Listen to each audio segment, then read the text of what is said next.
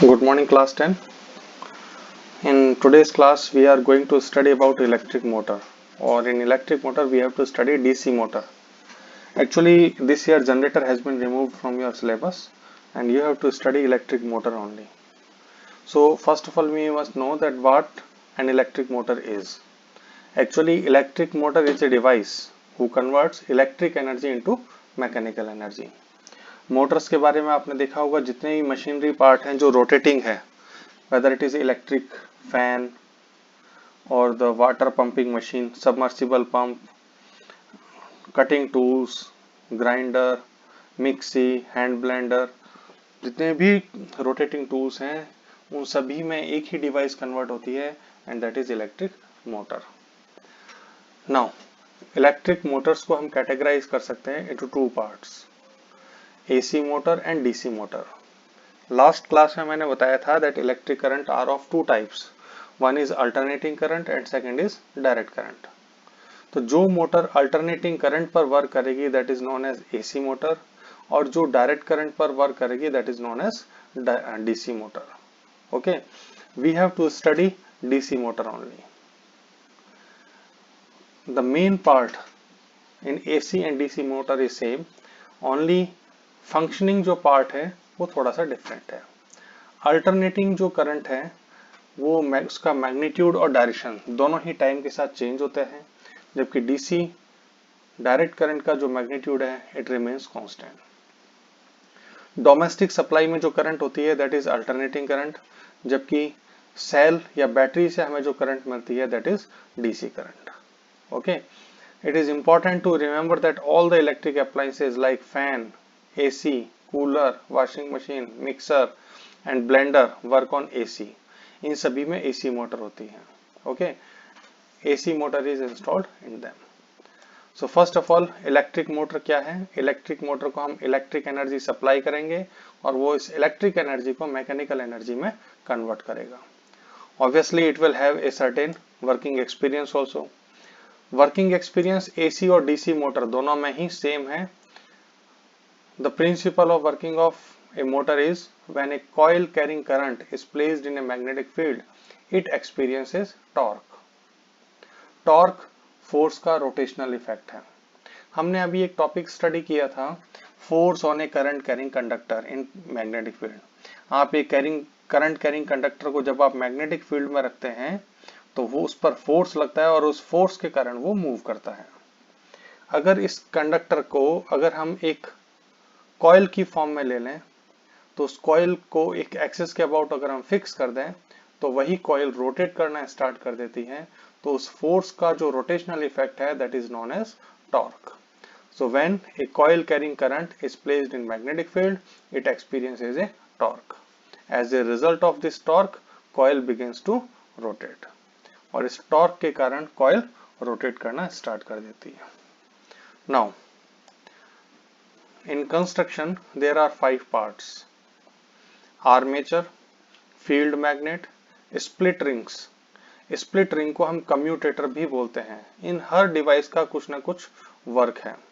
Brushes और sliding contact या and battery. First of all see the diagram. हम diagram से समझते हैं एन और एस ये मैग्नेट्स हैं और इन मैग्नेट्स का काम मैग्नेटिक फील्ड प्रोड्यूस करना है. ए बी सी डी ये आर्मेचर है.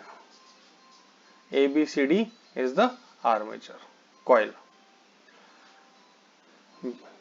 R1 और R2 ये कम्यूटेटर हैं, स्प्लिट रिंग्स बोलते हैं. R1 और R2 के कांटेक्ट में बुश B1 और B2 है. और ये बैटरी है, क्योंकि ये डीसी बैटरी है तो हमें डीसी करंट चाहिए और डीसी करंट एक सेल या बैटरी से मिलता है. This battery is the source of energy. Functioning हम बाद में देखेंगे. सबसे पहला part armature. Armature A B C D A, इस पार्ट को कहते हैं the armature A B C D A consist of a large number of turn of insulated copper wire wounded over a soft iron core. Soft iron core क्या है? Core के लिए हम soft iron का, iron अलग अलग type का भी होता है, सॉफ्ट आयरन भी होता है, हार्ड में स्टील होता है, तो हमें एक सॉफ्ट आयरन का कोर एक मेटालिक फ्रेम होता है। कोर सेंटर में जो भी हम चीज रखते हैं उसको कोर बोलते हैं। तो सॉफ्ट आयरन का एक हम मेटालिक फ्रेम बनाते हैं और उस मेटालिक फ्रेम पर इंसुलेटेड कॉपर वायर को वाउंड करते हैं और वाउंड करने पर वो एक कॉइल का फॉर्म ले लेता है। Insulated copper wire means normal copper wire दूसरे कॉपर वायर को टच ना करे तो उसके ऊपर प्रॉपर एक इंसुलेशन की लेयर होती है। जैसे हम घरों में देखते हैं, घरों में जो कॉपर वायर होता है उसके ऊपर एक पीवीसी कोटिंग होती है, कलर अलग अलग आपने कलर देखे होंगे, red colour, black colour, green colour, white colour. तो ये कलर तो सिर्फ इंडिकेशन के लिए है, ऊपर वाली जो कोटिंग है वो इंसुलेशन कोटिंग है। आर्मेचर कॉइल में भी इतनी मोटी इंसुलेशन कॉइल लेयर नहीं होती है, एक बिल्कुल थिन लेयर होती है और वो कॉपर वायर को इंसुलेट बनाती है फ्रॉम आउटसाइड। अंदर कॉपर में करंट फ्लो हो सकती है लेकिन बाहर एक वायर दूसरे वायर को टच ना करे तो उस कॉपर वायर के ऊपर इंसुलेशन की एक थिन लेयर होती है और इस कॉपर वायर को हम सॉफ्ट आयरन के मेटालिक फ्रेम पर वाउंड करते हैं और उससे हमारी कॉइल बनती है ABCD A। ओके, दूसरा है फील्ड मैग्नेट, N और S ये फील्ड मैग्नेट्स हैं। The magnetic field B is supplied by a permanent magnet NS। तीसरा पार्ट आता है स्प्लिट रिंग और कम्यूटेटर। ये स्प्लिट रिंग्स हैं R1 और R2। ये एक सर्कुलर रिंग को हम दो पार्ट में तोड़ देते हैं इसलिए इसका नाम स्प्लिट रिंग्स है, टूटी हुई रिंग्स है। कम्यूटेटर्स वर्ड हमने यहाँ पर एक यूज किया है। हाफ रोटेशन के बाद में जब डायरेक्शन ऑफ करंट चेंज हो जाती है, मींस R1 और R2 की पोजीशन जब चेंज हो जाएगी तो कॉइल को सेम डायरेक्शन में रोटेट करने के लिए ये एक अरेंजमेंट होता है, तो ये कहलाता है commutator device. So split ring और commutator, these are two half of same metallic ring. The ends of armature coil are connected to these halves which also rotate with armature. ये कम्यूटेटर डिवाइस या split rings जो हैं वो coil के साथ ही rotate करती हैं। जैसे जैसे ये कॉइल रोटेट करेगी तो ये दोनों रिंग्स भी, हाफ रिंग्स भी इसके साथ रोटेट करती हैं। लास्ट में है ब्रशेज और स्लाइडिंग कॉन्टैक्ट। B1 और B2 कार्बन के ब्रशेज हैं जो इन हाफ रिंग्स के साथ कांटेक्ट में रहते हैं। B1 और B2 अपनी पोजीशन पर फिक्स रहते हैं, वो सिर्फ इस R1 और R2 के साथ स्लाइड करते हुए कांटेक्ट में रहते हैं ताकि इस बैटरी के थ्रू करंट हम इन स्प्लिट रिंग्स को सप्लाई कर सकें और स्प्लिट रिंग के थ्रू इलेक्ट्रिक करंट किस में जाएगी, इस आर्मेचर कॉइल में जाएगी। Okay, and last one is battery. The battery consists of a few cells. It connected across the brushes and brushes pass the current to the ring from where it is carried to the armature. Okay, अब हम बात करते हैं functioning की। सबसे पहले आप देखें ये बैटरी का प्लस टर्मिनल है, ये बैटरी का माइनस टर्मिनल है। तो बैटरी के प्लस टर्मिनल से करंट फ्लो करना स्टार्ट करती है, वो ब्रश B1 B2 पर जाती है, B2 से करंट जाएगी रिंग R2 पर, R2 कनेक्टेड है C के साथ में और C से करंट होती हुई जाएगी B पर, B से A पर और A से D पर और D से ये जाएगी रिंग R1 पर और R1 से ये B1 पर और B1 से होते हुए आ जाएगी नेगेटिव टर्मिनल पर। तो आप ये देखें, अगर मैं इस ब्रांच की बात करूं तो C से B करंट डायरेक्शन है और यहां पर A से D डायरेक्शन ऑफ करंट है। अब हमें ये पता है कि किसी भी करंट कैरिंग वायर को जब आप मैग्नेटिक फील्ड में रखते हैं तो डायरेक्शन ऑफ फोर्स फाइंड करने के लिए हमारे पास में फॉर्मूला रूल होता है Fleming's left hand rule. Left hand rule को थोड़ा सा रिवाइज कर लें, पहले से इस टॉपिक को ही रिवाइज कर लें, force on A current carrying conductor पहले रिवाइज कर लें, तब इलेक्ट्रिक ये डीसी मोटर समझ में आएगी। फ्लेमिंग्स लेफ्ट हैंड रूल थोड़ा सा रिवाइज कर लें। Thumb direction of force, first finger direction of magnetic field और central finger direction of current को रिप्रेजेंट करता है। तो आपको क्या करना है, अपने लेफ्ट हैंड की थंब, फर्स्ट फिंगर और सेंट्रल फिंगर इन तीनों को म्यूचुअली रखें। Magnetic field first finger represent करेगा तो अपनी फर्स्ट फिंगर को मैग्नेटिक फील्ड की डायरेक्शन में रख लें। सेंट्रल फिंगर को डायरेक्शन ऑफ करंट के अकॉर्डिंग रख लें। तो जब आप ऐसा करेंगे कि आपका फर्स्ट फिंगर मैग्नेटिक फील्ड की डायरेक्शन में हो, central finger direction of current के अकॉर्डिंग हो, तो आपका थंब डायरेक्शन ऑफ फोर्स को बताएगा। तो आप देखेंगे कि एडी ब्रांच पर जो फोर्स है वो ऊपर की तरफ लगेगा और सी बी ब्रांच पर जो फोर्स है वो डाउनवर्ड लगेगा। तो ए बी ब्रांच ऊपर की तरफ मूव करने की कोशिश करेगी और सी बी ब्रांच जो है वो नीचे की तरफ मूव करने की कोशिश करेगी। दोनों फोर्स इक्वल हैं और ऑपोजिट हैं, तो वैसे तो टोटल फोर्स 0 हो जाना चाहिए, लेकिन ये कॉइल इस एक्सिस के अबाउट फिक्स है, तो इस पर फोर्स अगर डाउनवर्ड लगता है और इस पर फोर्स अगर अपवर्ड लगता है तो ये कॉइल इस तरीके से एंटी क्लॉकवाइज डायरेक्शन में रोटेट करने की कोशिश करेगी। Okay, so apply Fleming's left hand rule. We find that armature AD, A से डी तक, experiences a force which is acting outward, ये फोर्स आउटवर्ड डायरेक्शन में वर्क कर रहा है। And perpendicular to it, arm BC experience a force which is acting inward and perpendicular, BC branch पर perpendicularly inward force का। These two forces form a couple, ये दोनों मिलकर के क्या करते हैं, कपल बना लेते हैं, whose moment make the armature rotate in anti-clockwise direction। दोनों फोर्सेस मिल करके एक रोटेशनल इफेक्ट प्रोड्यूस करेंगे और ये जो कॉइल है वो एंटी क्लॉकवाइज डायरेक्शन में रोटेट करेगी। ओके, तो इस टाइप से फोर्स के कारण कॉइल रोटेट करती है।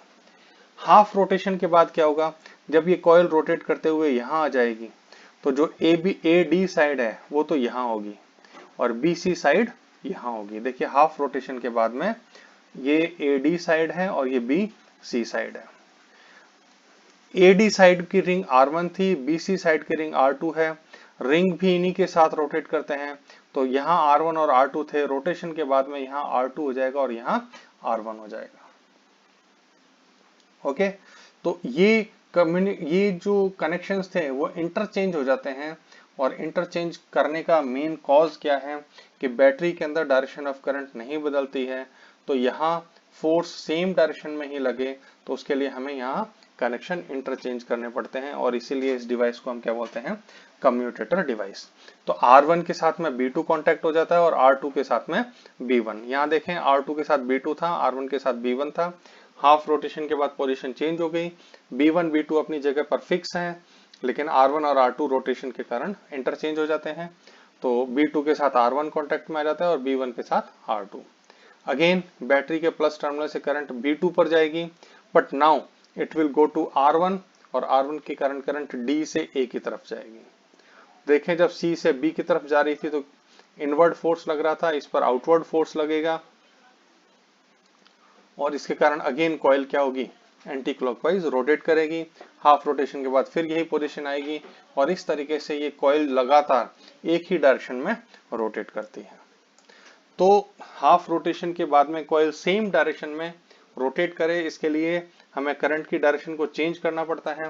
पहले करंट की डायरेक्शन C से B, B से A, A से D था, अब डायरेक्शन ऑफ करंट क्या है, D से A, A से B, B से C है। यहाँ C से B थी और यहाँ करंट B से C है, तो आप देख सकते हैं डायरेक्शन ऑफ करंट चेंज हो गई है और ये सब इसलिए ताकि जो कॉइल है वो सेम डायरेक्शन में रोटेट हो। Okay, so after the armature has completed half a revolution, the direction of current in arm AD and BC is reversed. देख लीजिए यहाँ C से B जा रही है तो यहाँ B से C जा रही है, यहाँ A से D जा रही है तो अब यहाँ D से A जा रही है, तो डायरेक्शन ऑफ करंट रिवर्स करने का काम ये कम्यूटेटर डिवाइस करती है। और इसका इफेक्ट क्या होगा, now the arm BC experience and outward force, पहले BC पर इनवर्ड फोर्स था तो अब BC पर आउटवर्ड फोर्स लगेगा और AD पर पहले आउटवर्ड फोर्स था तो अब AD पर इनवर्ड फोर्स लगेगा। और इन दोनों का इफेक्ट क्या होगा कि इन दोनों का इफेक्ट होगा कि इस कॉइल का जो रोटेशन है अभी भी एंटी क्लॉकवाइज ही रहेगा।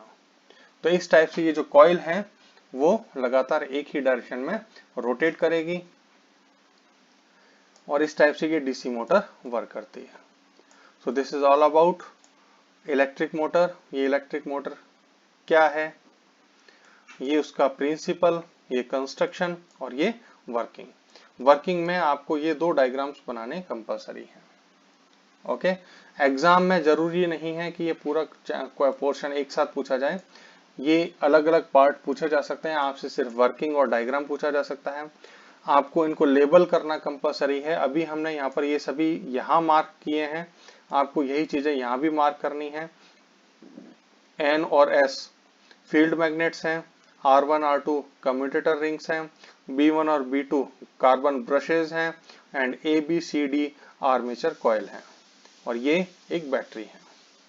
Okay, next see, the speed of rotation of motor can be increased. आप इस मोटर की स्पीड को कैसे बढ़ा सकते हैं? कुछ मेथड्स हैं। पहला, increasing the strength of current. अगर कॉइल के अंदर फोर्स का फॉर्मूला आपको पता है ILV sin थीटा होता है, अगर मैं करंट को बढ़ा दूंगा तो भी स्पीड बढ़ जाएगी। नंबर ऑफ टर्न को अगर बढ़ा दूंगा आर्मेचर कॉइल में तो भी स्पीड बढ़ेगी। एरिया ऑफ कॉइल अगर बढ़ा देंगे तो भी स्पीड इंक्रीज होगी, और मैग्नेटिक फील्ड की स्ट्रेंथ को बढ़ा देंगे तो भी स्पीड इंक्रीज होगी। डीसी मोटर के क्या क्या यूजेस हैं?